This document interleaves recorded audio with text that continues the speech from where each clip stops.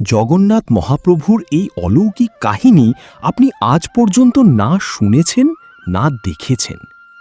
পুরীর এক ছোট্ট গ্রামে থাকত এক বৃদ্ধ মৃৎশিল্পী।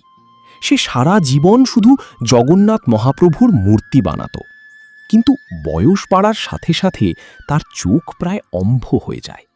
একদিন রথযাত্রার আগে সে কাঁদতে কাঁদতে বলল, প্রভু, এবছর তোমার জন্য আর মূর্তি গড়তে পারব না।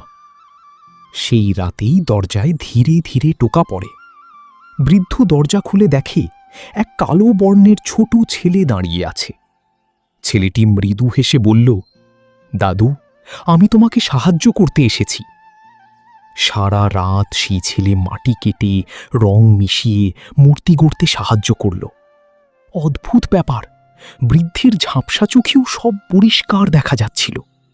ভোর হতেই ছেলে বলল, দাদু, এবার আমি যাই, রথ তো অপেক্ষা করছে।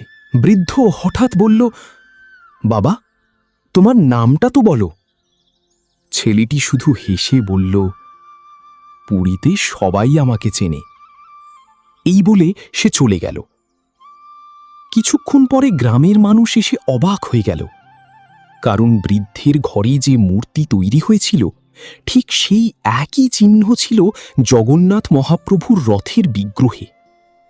আর সবচেয়ে আশ্চর্যের কথা, মাটির ওপর ছোট ছোট পদচিহ্নগুলো গিয়ে শেষ হয়েছিল সরাসরি জগন্নাথ মন্দিরের দরজার সামনে।